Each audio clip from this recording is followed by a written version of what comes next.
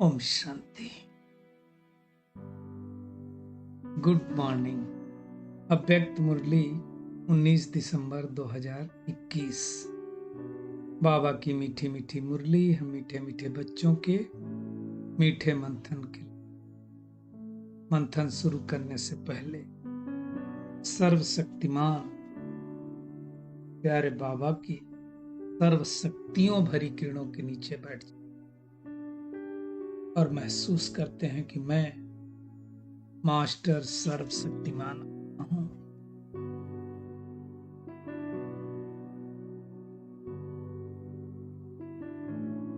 ये मुरली अव्यक्त बाप दादा के रिवाइज कोर्स 13 दिसंबर 1989 की अव्यक्त बात। मुरली का शीर्षक है दिव्य ब्राह्मण जन्म के भाग्य की रेखा। देखिए, जो हमारा जन्म है, दिव्य ब्राह्मण जन्म क्यों कहा बाबा ने? कोई हम गर्भ से जन्म नहीं लेते हैं, वो वाले ब्राह्मण नहीं है। दिव्य अर्थात भगवान के जब बने उसके बाद की बात। तो आज विश्व रचयिता बाप दादा अपने विश्व की सर्व मनुष्य आत्माओं रूपी बच्चों को देख रहे हैं। भगवान शरीर को नहीं देखता, आत्माओं को देखता है। बाबा कहते हैं देखा भी तो बाबा ने क्या देखा? सर्व आत्माओं में अर्थात सब बच्चों में दो प्रकार के बच्चे हैं बाबा ने देखे। एक है बाप को पहचानने वाले और दूसरे हैं पुकारने वाले या परखने के प्रयत्न करने वाले। तो हम सब जो बाबा की मुरली सुनते हैं, हम तो पहचानने वाले तो हैं ही। दूसरे वाले वो हैं जो अभी पुकार रहे हैं या जो अभी उनको जानने की कोशिश कर रहे हैं। बाबा कहते लेकिन हैं सभी बच्चे। तो आज दोनों प्रकार के बच्चों को बाबा कहते हैं, एक जो पहचान गए हैं और एक जो प्रयत्न कर रहे हैं। बाबा कहते हैं सर्व बच्चों में से पहचानने वाले और प्राप्त करने वाले बच्चे बहुत, जिन्होंने पहचाना है और जो प्राप्ति कर रहे हैं उनमें भी डिफरेंस है ना। हम सब ने पहचान लिया, लेकिन प्राप्ति कितने कर रहे हैं? बाबा कहते हैं थोड़े हैं। और पहचान करने के प्रयत्न वाले अनेक हैं। इनको पहचान मिल गई हो तो थोड़े बच्चे हैं। बाबा के कितने बच्चे हैं? लेकिन वो ज्यादा बच्चे हैं। पहचानने वाले बच्चों के मस्तक पर श्रेष्ठ भाग्य की लकीर चमक रही। बाबा ने जिन बच्चों ने पहचान लिया उन बच्चों को देखा। बाबा कहते हैं सबसे श्रेष्ठ भाग्य की लकीर क्या है? पहली बात, बाप द्वारा दिव्य ब्राह्मण जन्म की लकीर मस्तक पे खींच गई। दिव्य जन्म की रेखा अति श्रेष्ठ चमक रही। हमको तो दिव्य जन्म मिल गया, हम बाबा को पहचान गए ना। पुकारने वाले बच्चे अनजाने में भी यही मानते। क्या मानते? भगवान ने हमको रचा है, पैदा तो भगवान ने किया। इतना भी कहते हैं भगवान ने मुख दिया है ना तो भोजन भी देगा। लेकिन अनजान होने के कारण दिव्य जन्म की उनको अनुभूति नहीं होती। ऐसा उनको नहीं होता कि हमको भगवान ने चुन लिया। और हम बच्चे क्या कहते हैं? हमें बाप दादा ने दिव्य जन्म दिया, हमें भगवान ने रचा। भगवान ही रचता है, भगवान ही पालनहार है। दोनों कहने में कितना फर्क हो गया। बाबा कहते हैं आप अनुभव से, नशे से, नालच से कहते हो कि हमको बाप दादा माता पिता ने रचा, अर्थात ब्राह्मण जन्म दी। ब्रह्मा को वंशावली बने तो ब्राह्मण जन्म हो गया। रचता को, जन्म को, जन्मपत्री को, दिव्य जन्म की विधि और सिद्धि को हम जानते हैं। कैसे? रचता यानी शिव बाबा को जान गए, जन्म को जान गए, हमारा दिव्य जन्म हुआ बाबा के बनने जब से ज्ञान लिया। जन्म पत्री को भी जान गए, कैसे कैसे जन्म हुआ, किस तारीख को हुआ, किस तिथि में हुआ, कौन से क्षण हुआ, वो सब हमको पता चल गया। और दिव्य जन्म की विधि भी क्या है वो भी हम जान गए राजयोग सीख करके। और उसकी सिद्धि क्या मिलने वाली, अर्थात हम सतयुग में जाने वाले हैं, लक्ष्मी नारायण बनने वाले, वो भी जान गए। तो बाबा कहते हैं हर एक अपना दिव्य जन्म का बर्थडे याद है कि नहीं याद है? सबको याद होना चाहिए। मुझे याद है 8 सितंबर 2009। आपको याद है कि नहीं? अब देख, तो बाबा कहते हैं इस दिव्य जन्म की विशेषता कौन सी है? साधारण जन्मधारी आत्माएं अपना बर्थडे अलग मनाती हैं। देखिए बहुत अच्छी बात बाबा, फ्रेंड्स डे अलग मनाती हैं, पढ़ाई का दिन अलग मनाएंगी, है ना, शादी की सालगिरह अलग मनाएंगी, मनाती कि नहीं मनाती? और आप क्या कहेंगे?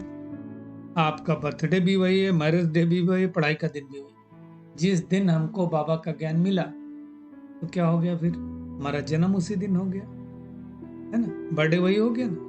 बाबा के साथ सगाई हो गई आत्मा की तो मैरिज डे भी वही हो गया, तो सब कुछ वही हो गया ना। पढ़ाई शुरू किया तो पढ़ाई का भी दिन हो गया। बाबा कहते हैं मदर डे कहो, फादर डे कहो, एंगेजमेंट डे कहो, सब एक ही है। तो ऐसा दिव्य जन्म कहीं देखा है दुनिया में? कहीं नहीं मिलेगा। सारे कल्प में ऐसा दिन आप आत्माओं को फिर कभी भी नहीं आता। देखो सतयुग में भी जाएंगे तो क्या होगा, बर्थडे और मैरिज डे एक ही नहीं होगा ना भाई। लेकिन इस संगम युग के इस महान जन्म की विशेषता भी है और विचित्रता भी है। वैसे तो बाबा कहते जिस दिन ब्राह्मण बने वही जन्मदिन, वही मैरिज दिन है। क्यों भाई, ऐसा क्यों है? क्योंकि हम सब ने क्या वादा किया? एक बाप दूसरा न कोई, तुम्ही से खाऊं, तुम्ही से बैठूं, तुम्ही से सब संबंध निभाऊं, ये सबने वादा किया ना हम सब ने। बाबा ने पूछा, पांडवों ने, माताओं ने, कुमारियों ने, सभी ने वादा किया, तो और कहां स्वप्न में भी मन नहीं जा सकता। बाबा कहते ऐसे पक्के हो ना, और कोई साथी चाहिए, सेवा के लिए कोई विशेष साथी चाहिए क्या? तो साथी दिवस किसका मनाए? सेवाधारी साथी का, और बाप साथी है उसका दिवस मनाए। बाप हमारा साथी है ना, तो उसका दिवस मनाएंगे। बाबा कहते सर्विस करने वाले बहुत लोग हो सकते हैं, लेकिन वो कोई भी हो सकता है, काका, मामा, भाई, बहन, कोई भी हो सकता है, लेकिन सेवा के साथी को साक्षी होकर के देखो। बाबा कहते हैं अगर साक्षीपन भूल जाता है तो सिर्फ साथी बनने में पाप भी भूल जाएगा। इसलिए हमें किसी के साथ भी सेवा करनी है, लेकिन साक्षी होकर। बाबा कहते हैं साक्षी बन पाठ बजाने की प्रैक्टिस करो। तो बाबा ने जो लकीर देखी पहचानने वाले बच्चों की, उसमें 4 भाग्य की लकीरें देखी। क्या क्या देखी?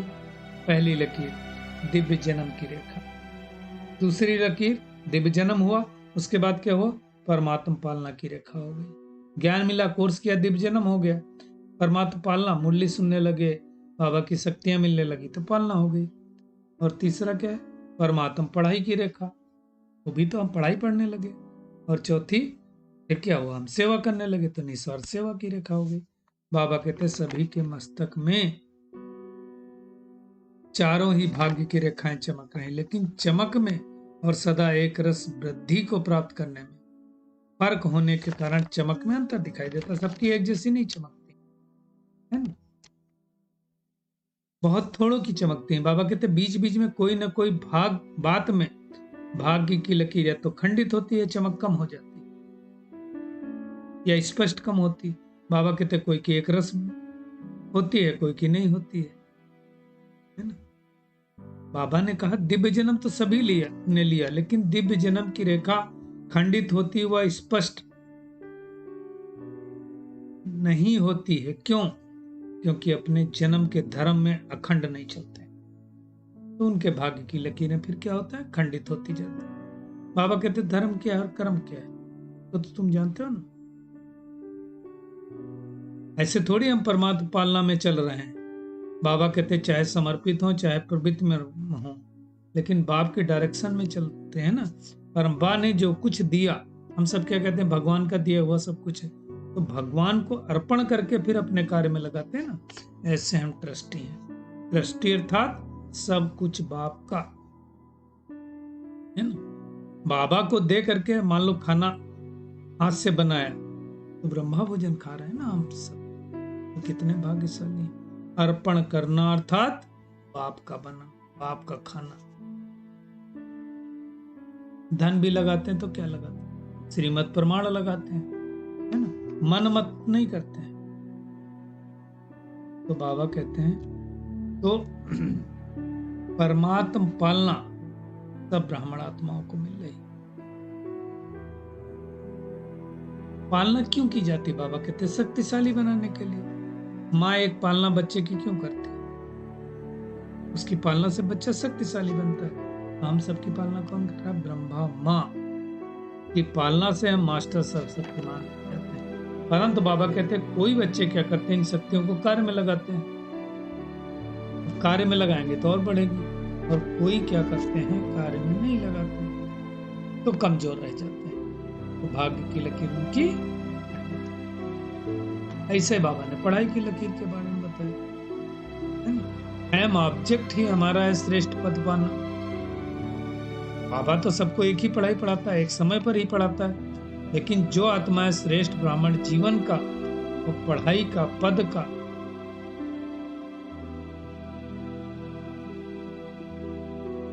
नशा एक जैसा तो नहीं रहता ना सबको। जो इस पढ़ाई में अपना संपूर्ण देते हैं, जो फरिश्ता सो देवता स्टेटस को सदा स्मृति में रखते हैं, उनकी भाग्य की लकीर अच्छी हो जाती है। जो नहीं रखते हैं उसमें अंतर पड़ जाता है। ऐसे सेवा की लकीर है। ब्रह्मा बाबा ने साकार रूप में क्या अंतिम वरदान दिया? निराकारी, निर्विकारी, निरहंकारी। निराकारी स्थिति में स्थित होने के बिना आप किसी आत्मा को सेवा का फल नहीं दे सकते, क्योंकि आत्मा का तीर किसको लगता है? आत्मा को लगता है ना। तो बाबा कहते हैं स्वयं सदा इस स्थिति में स्थित नहीं रहते, तो जिनकी सेवा करते वो भी नहीं हो सकता। तो आत्मिक स्थिति में स्थित होकर के फिर जो है हमें किसी को ज्ञान देना है।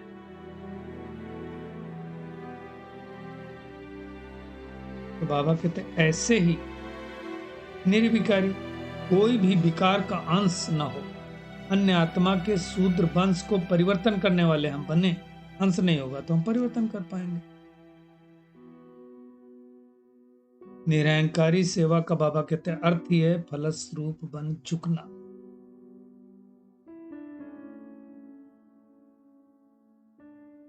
तो निर्विकारी भी विकार का कोई अंश नहीं, और निरहंकारी मतलब झुकना।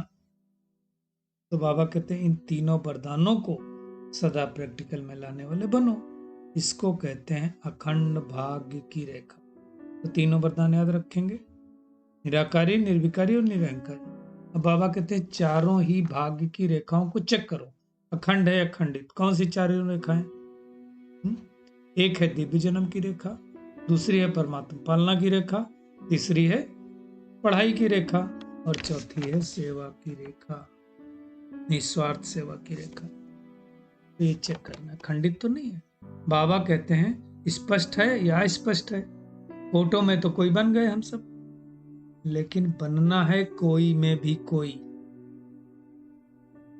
और जो कोई में कोई होगा वही सर्व का माननीय बनेगा और भविष्य में पूजनीय बनेगा। वो हमें चेकिंग करनी है। बाबा ने स्पष्ट कहा जो अखंड भाग के लकीरवान हैं उनकी निशानी है अब भी सर्व ब्राह्मण परिवार का प्यारा होगा, और माननीय होने के कारण सबकी दुआएं श्रेष्ठ आत्माओं के भाग्य की लकीर को चमकाती रहेंगी। बाबा कहते हैं अपने से पूछो मैं कौन। चारों लकीरों को स्पष्ट रखने वाला हूं, खंडित वाला तो नहीं हूं ना। चेक करना। दुनिया वाले तो कहते हैं पालनहार है, जन्मदाता है, लेकिन उस जन्मदाता का परिचय कहाँ है सबको, और हम उसकी पालना में पल कितने भाग्यशाली हैं। फिर बाबा ने गीता पाठशाला वालों से बात की। बाबा कहते हैं गीता पाठशाला वाले ज्यादा हैं। तो गीता पाठशाला वाले गीता ज्ञान को सुनाने वाले हुए। ये अर्जुन हो गए ना। अर्जुन मतलब ज्ञान का अर्जन करने वाले, गीता का ज्ञान सुनाने वाले। बाबा कहते हैं गांव के लोगों पर माया कम आती है। क्यों? बड़े स्थानों पर बड़ी माया आती है ना। तो बाबा कहते हैं गांव वाले अच्छे हैं, लेकिन सब तो हो मधुबन निवासी ना। बाबा कहते हैं टीचर्स की परमानेंट एड्रेस क्या है? मधुबन। वो दुकान है, वो होलसेल है ना, ये रिटेलर है। तो बाबा कहते हैं दुकान याद आती मतलब लोकल सेंटर याद आता है, या मधुबन याद आता, तो हमें क्या होना चाहिए? मधुबन समर्पित बुद्धि। समर्पित बुद्धि बाबा ने क्या कहा? जब चाहें जहां चाहें उस स्थिति में स्थित हो जाएं, उसको कहा जाता है समर्पित।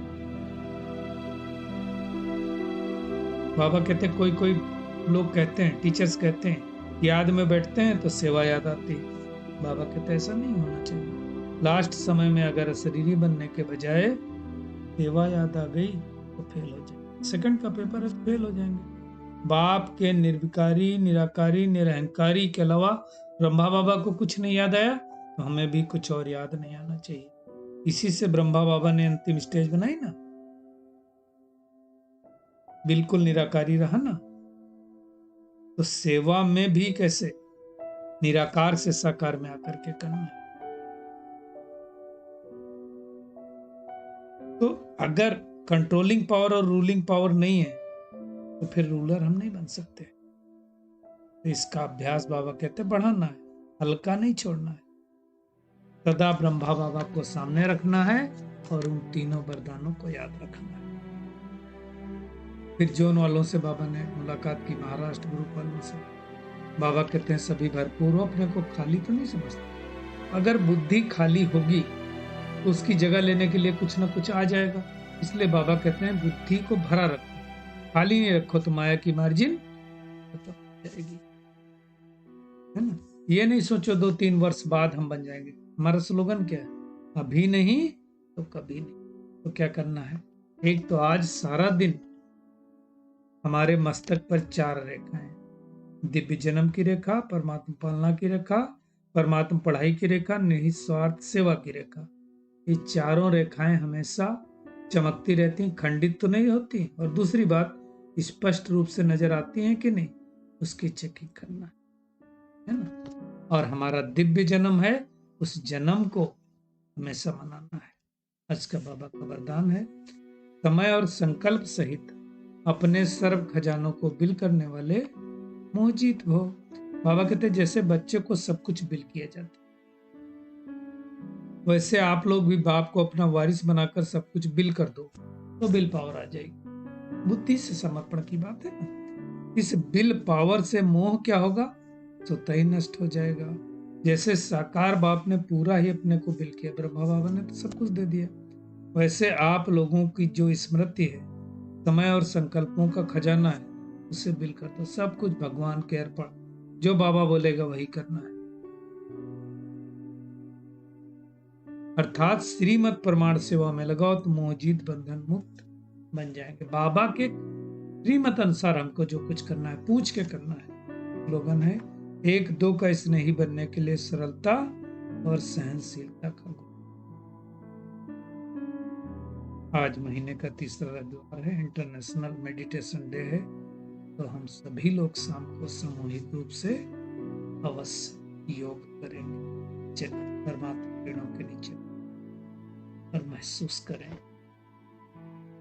मैं पद्मा पदम दिव्य ब्राह्मण जन्मधारी श्रेष्ठ भाग्य की रेखाओं से चमकती हुई भाग्यशाली मेरे मस्तक पर भाग्य की 4 रेखाएं स्पष्ट रूप से चमक रही। दिव्य जन्म की रेखा, परमात्मा पालना की रेखा, परमात्मा पढ़ाई की रेखा, स्वार्थ सेवा भाव की। हमें भगवान ने अलौकिक दिव्य जन्म, पढ़ाई का दिन, सगाई का दिन, सारी दिन एक ही दिन। हम कितने भाग्यशाली हैं। अब हमें समय संकल्प सहित सर्व खजानों को बाबा दादा को बिल करके जीत। शुक्रिया मीठे प्यारे बाप दादा, शुक्रिया आप सभी का इस मीठे मंथन के लिए। शांति।